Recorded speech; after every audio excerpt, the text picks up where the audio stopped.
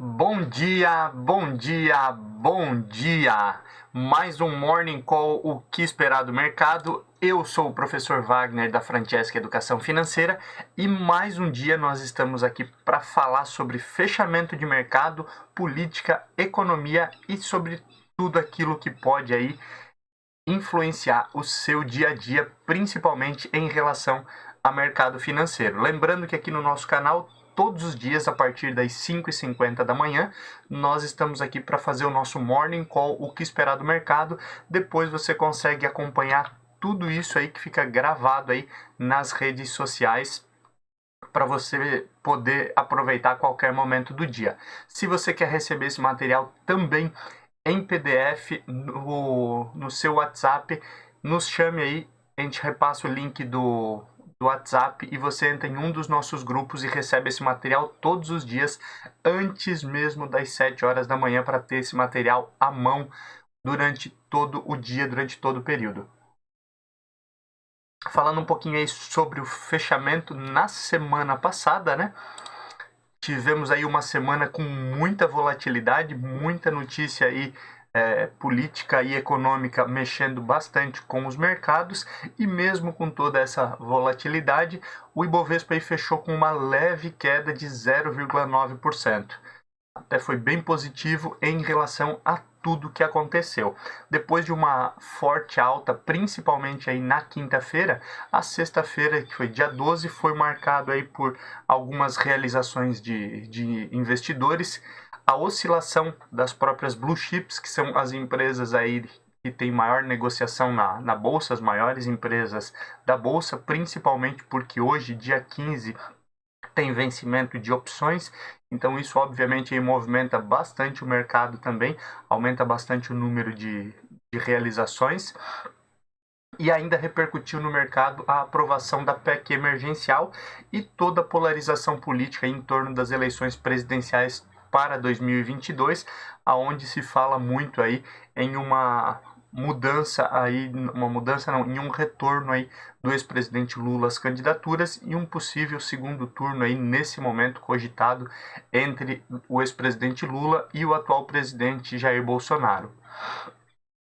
Um ponto positivo aí na sexta-feira foi um ponto aí que mexeu, foi uma pequena queda aí nas vendas do varejo brasileiro no mês de fevereiro, que foi menor do que a referência do mês de janeiro, e também o possível retorno, de acordo com o ministro Paulo Guedes e o presidente, do programa BEM, o projeto BEM, que foi utilizado lá no ano passado, que é o programa ali que ele é o benefício emergencial de prevenção do emprego e da renda, aonde nesse tipo de programa ali já no ano passado, para que as empresas não demitissem funcionários durante a pandemia, durante o lockdown, o governo estava pagando aí parte do salário com uma contrapartida de que nos próximos 11 meses a empresa não iria fazer demissão daqueles funcionários ali que participaram do programa.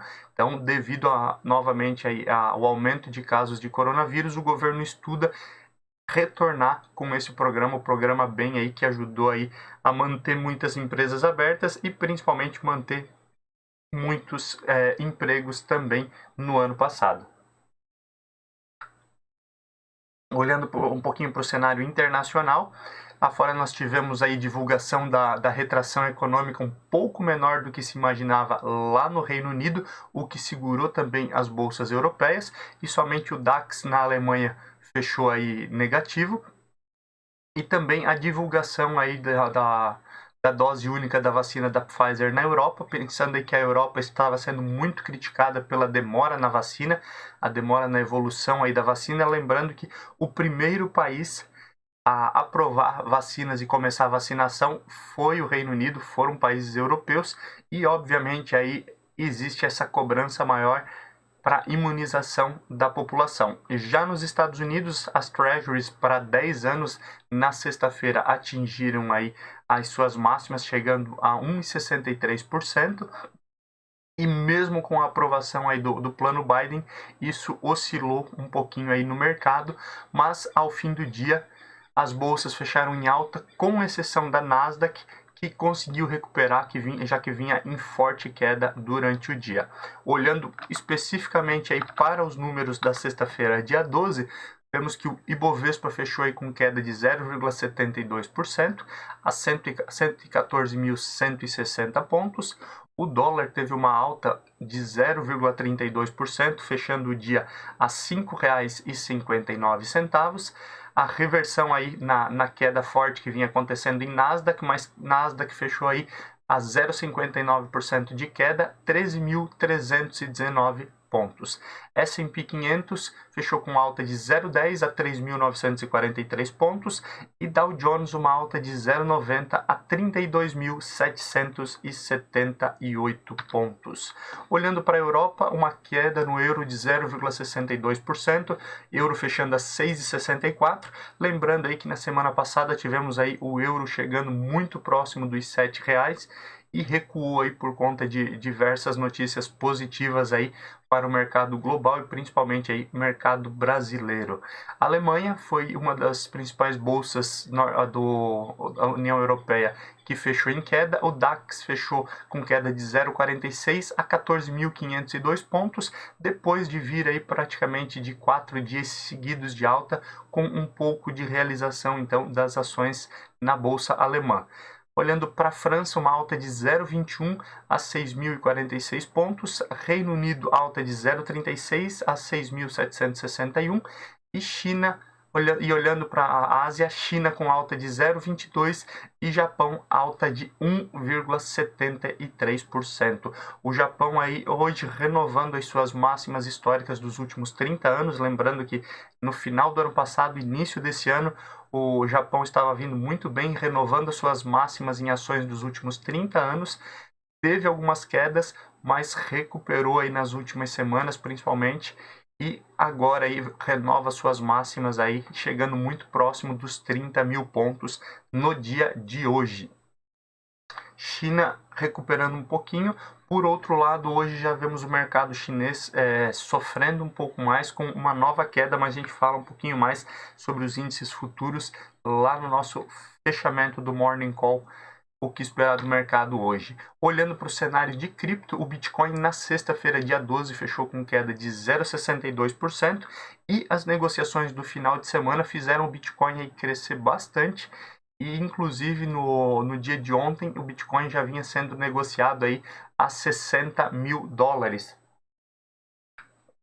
batendo um novo recorde. Lembrando que o Bitcoin chegou nos $20.000 lá no final do ano passado, então de dezembro para cá aí, ele teve uma evolução aí subindo 3 vezes o valor do Bitcoin. O Ethereum teve uma queda na sexta-feira de 2,89%. Olhando aí para o cenário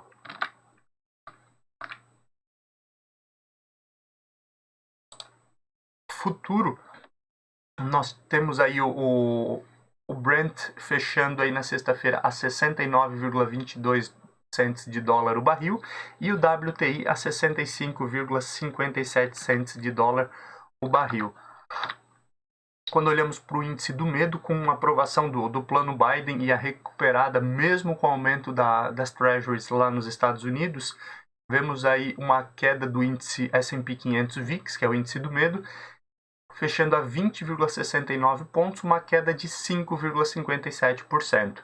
Olhando para os metais, ouro futuro no dia 12, sexta-feira, fechou aí a 1.723,10 cents de dólar. Alumínio futuro a 2.173 dólares e 25 cents. E o ferro refinado aí, uma leve queda, fechando aí a 168 dólares e 26 cents. Olhando para o fechamento das principais ações do índice Ibovespa na sexta-feira, nós temos aí Embraer com 4,80% de alta a 14.040. Temos também Multi3 com 3,94% de alta a 23,21. EZTEC a 3,03% de alta, fechando a 31,66. Lojas Renner com 2,82% de alta a 41,56. E Copel a 2,67% de alta, R$ 6,30 no fechamento do dia 12, sexta-feira. Olhando para as principais baixas, nós temos aí algumas varejistas que fecharam em queda na sexta-feira, principalmente BTOW, fechando com 5,21% de queda a R$ 63,91. Via Varejo, queda de 4,22% a R$ 11,80. Lame 4, que é lojas americana, a 3,56% de queda, R$ 21,67 o fechamento de sexta-feira. B3SA3, a nossa bolsa, né? A bolsa B3, que inclusive temos novidade em relação à bolsa brasileira, fechou aí com 2,40% de queda a R$ 55,34. E Uzi Minas a 16,88, uma queda de 2,31% na sexta-feira, dia 12. Olhando aí para a agenda brasileira, essa é uma semana importante, né? Principalmente porque na quarta-feira nós temos aí a famosa super quarta, onde nós vamos ter aí a reunião do Copom no Brasil definindo a questão da taxa Selic e também reunião do FOMC lá nos Estados Unidos, que é basicamente o Copom deles, né, que define as políticas monetárias também. E hoje tem divulgação de Boletim Focus. O Boletim Focus ele pega a mediana dos principais especialistas aí das instituições financeiras do mercado sobre projeção de PIB, inflação, moeda e também taxa Selic, entre outros, né, para o ano corrente, que seria 2021, 2022 e 2023. Essa perspectiva aí deve ter mudado alguma coisa com a última semana, com os principais acontecimentos, onde nós vemos, por exemplo, o próprio Itaú tendo alterado aí a perspectiva de juros e PIB para o Brasil no ano corrente. Então, hoje nós temos aí, por volta de 8, 9 horas da manhã, divulgação do Boletim Focus, vale a pena ficar de olho. Olhando para a nossa agenda internacional, hoje nós temos divulgação do índice de preços no atacado da Alemanha e reunião do Eurogrupo. Essa é uma reunião mais informal, vamos dizer assim, mas ela reúne aí os principais primeiros ministros aí da zona do euro, né? Os participantes da zona do euro, eles têm uma reunião, os primeiros ministros, onde eles discutem aí estratégias globais para a política monetária e econômica da zona do euro. Vale a pena então ficar de olho nesses dois indicativos da agenda internacional para essa segunda-feira, dia 15. Olhando um pouquinho para a política, né, que nós temos sempre uma movimentação muito grande aqui no nosso Morning Call, na realidade no Brasil como um todo, nós só enfatizamos aqui aquilo que acontece. Nós temos aí a PGR recorrendo sobre a decisão do ministro Edson Fachin em relação ao cancelamento das condenações do ex-presidente Lula. A PGR diz que já discutiu diversas vezes a questão da competência de onde deve ser discutido, e só lembrando o caso, para quem não lembra, na semana passada o ministro do STF, Edson Fachin, disse que o ex-presidente Lula não poderia ter sido condenado pela Lava Jato lá em Curitiba, que não é uma competência que cabe a Curitiba, e sim que deve ser destinado a Brasília, ao STF. E a PGR entrou aí recorrendo em relação a isso, dizendo que já houve diversas discussões sobre essa competência e que deve ser mantida então a condenação do ex-presidente Lula lá da Lava Jato no ano de 2019. Obviamente, muita coisa deve acontecer ainda e nós vamos manter vocês informados aqui no nosso Morning Call, o que esperar do mercado. O ministro Pazuello, ministro da Saúde, né, esse final de semana movimentou bastante aí o noticiário. Inicialmente aí uma nota de um jornal, agora me esqueci qual foi o jornal, acho que foi da Folha, dizia que o ministro Pazuello havia pedido para sair alegado que por problemas de saúde ele precisava de tratamento e iria deixar o cargo de ministro. Inclusive aí já colocavam o presidente da República, Jair Bolsonaro, conversando com outros médicos que poderiam assumir a pasta, o próprio Centrão também influenciando nesse sentido e querendo ter alguém mais próximos a ele, mas ontem à noite o ministro Pazuello, em nota, disse que não pediu para sair, que não está doente e que não pretende deixar o cargo, exceto se o presidente da República, Jair Bolsonaro, solicitar. Então, com certeza, no dia de hoje, devemos ter movimentações nesse sentido e, obviamente, caso o ministro Pazuello saia, deve repercutir bastante também, até porque ele já é o terceiro ministro da Saúde dentro do período em que Bolsonaro está como presidente. O deputado Daniel Silveira, que estava no quartel, preso no quartel, ele foi permitido prisão domiciliar para ele, foi retirada a questão da prisão em flagrante pelo ministro do STF, Alexandre de Moraes, e ele vai poder responder em certa liberdade, né, porque ele vai poder ficar de casa. Só lembrando o caso aqui também, o ministro Alexandre de Moraes inicialmente havia pedido a prisão preventiva em flagrante, inclusive, de Daniel Silveira, que é o deputado que havia incitado manifestações para invasão do STF e principalmente fazendo aí referência ao AI-5, né, que era responsável por torturas e outras coisas durante a ditadura militar.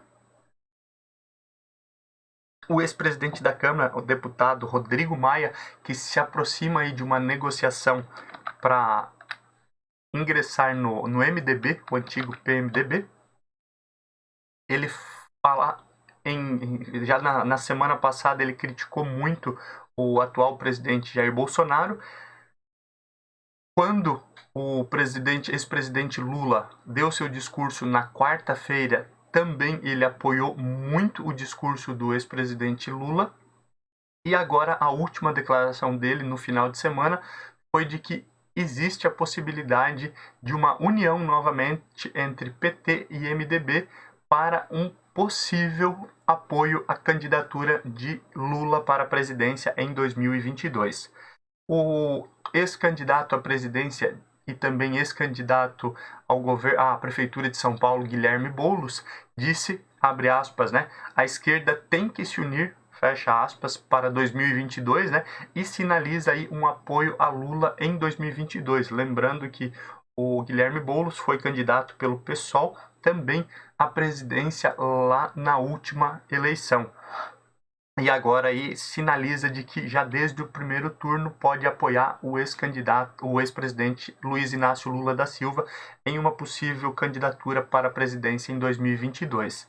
Pesquisador britânico, ele fala que o Brasil, nesse momento, ele passa por 3 grandes crises. Uma crise sanitária, por conta aí do coronavírus, da pandemia, a crise política e a crise econômica. A crise econômica, óbvio, muito decorrente também da situação da pandemia, e a crise política, que basicamente nós já conhecemos aqui, não é nenhuma novidade para o brasileiro, né? E falando um pouquinho de política norte-americana, depois da aprovação do plano Biden, Joe Biden agora planeja encaminhar um projeto para aumento de impostos. Seria o maior projeto de aumento de impostos desde 1993 e deve impactar bastante o cenário norte-americano.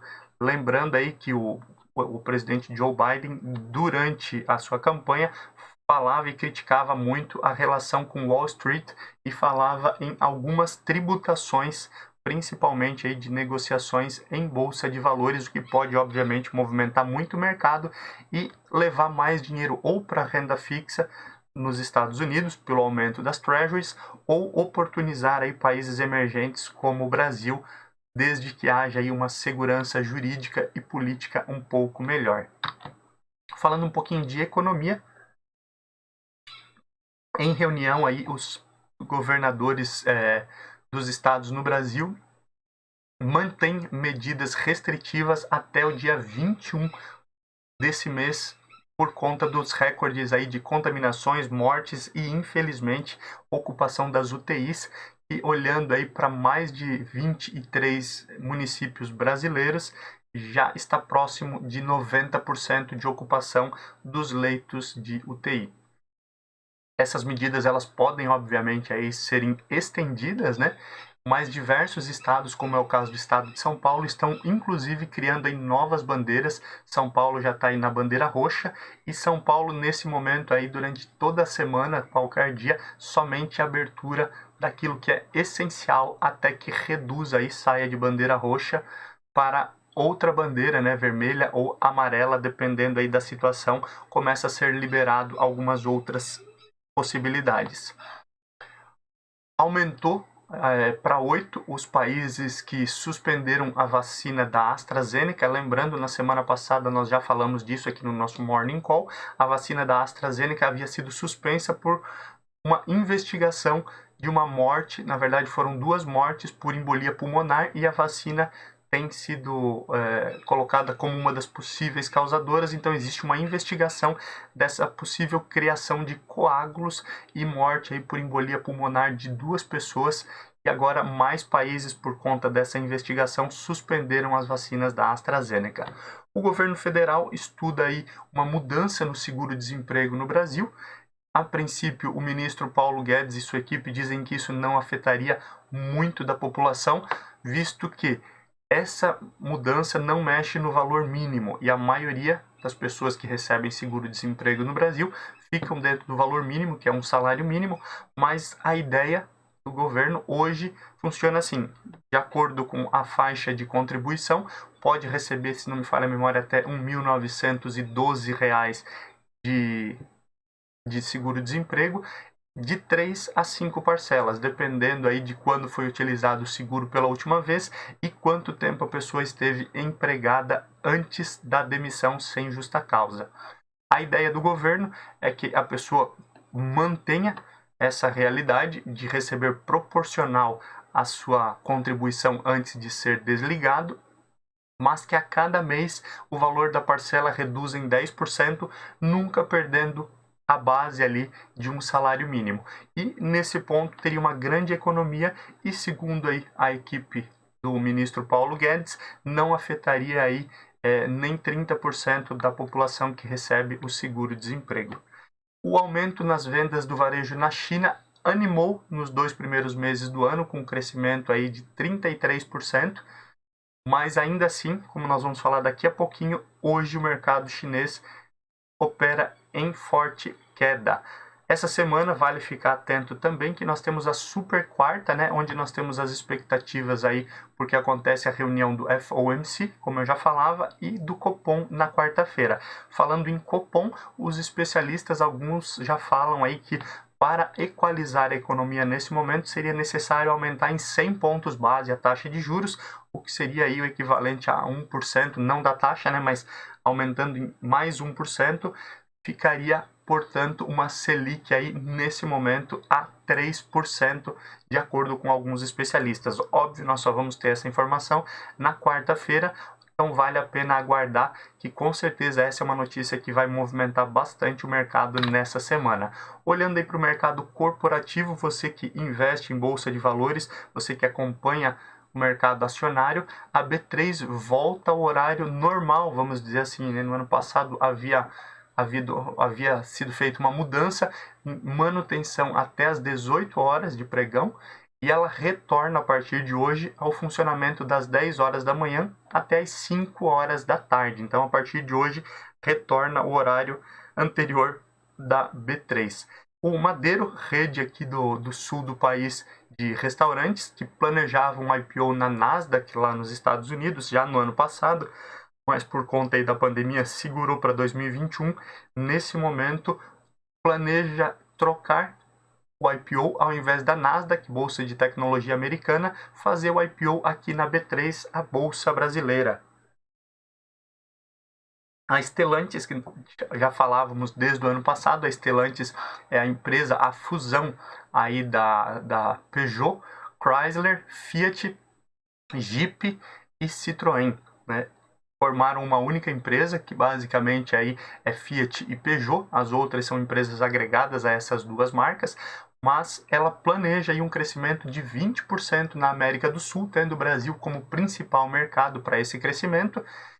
Essa é a ideia, o planejamento aí da nova marca que é a Stellantis, o quarto maior grupo de produção de veículos do mundo com essa união. A Latam sofreu um ataque hacker no final de semana e novamente aí tivemos dados de usuários expostos, né? Lembrando que do ano passado para cá nós tivemos alguns casos aí nesse sentido, desde vazamento ali de informações provavelmente do Serasa Experian, que expôs dados e declaração de imposto de renda de diversos contribuintes. Tivemos o caso das telefônicas, que também aconteceu o mesmo, e agora a Latam, que faz a mesma, que sofre esse ataque também, e dados de vários usuários ficaram expostos. O ministro Paulo Guedes, ele sinalizou de que pode manter o programa Pronamp de forma permanente. Lembrando que o Pronamp já foi utilizado principalmente aí no ano passado para as micro e pequenas empresas se manterem. O Pronamp é uma linha de crédito que os bancos fazem, é uma taxa mais reduzida, mas com uma garantia de pagamento do governo. Obviamente, Paulo Guedes diz que para deixar permanente o programa, ele precisa encontrar formas de arrecadação, mas é mais um assunto aí pertinente para o mercado corporativo, principalmente quando falamos de micro e pequenas empresas. E finalizando aqui, hoje nós temos divulgação de resultados da Eletrobras, que era para ter sido na sexta-feira e foi adiado para hoje. Hidrovias do Brasil, JSL, MAHLE e Mitre. Olhando para o cenário de futuro, índices de futuro, nesse momento nós temos 6h17 da manhã, os principais índices mundiais em alta, Estados Unidos operando aí em quase 0,5% de alta, Alemanha, Europa, e todas as demais bolsas europeias também próxima de 0,5%, Japão quase 0,3% e o único ponto, a única bolsa que nesse momento tem operado em baixa é a bolsa da China, com quase 3% de queda, 2,71% na última atualização das 5h30 da manhã. Muito obrigado por mais um dia nos acompanhar aqui no nosso Morning Call, o que esperar do mercado. Lembrando que você pode ter acesso a todo esse material, inclusive em PDF, para acessar a qualquer momento do seu dia, direto no seu WhatsApp. Peça um dos links dos nossos grupos, faça parte e receba esse material para ter acesso a isso diariamente antes das 7 horas da manhã. Obrigado pela sua companhia. Não esqueça, se inscreva no canal, deixa seu like, compartilha esse material com mais pessoas e amanhã, 5h50 da manhã, nós estamos aqui novamente para falar sobre o fechamento de mercado de hoje. Um abraço, até amanhã. Tchau, tchau.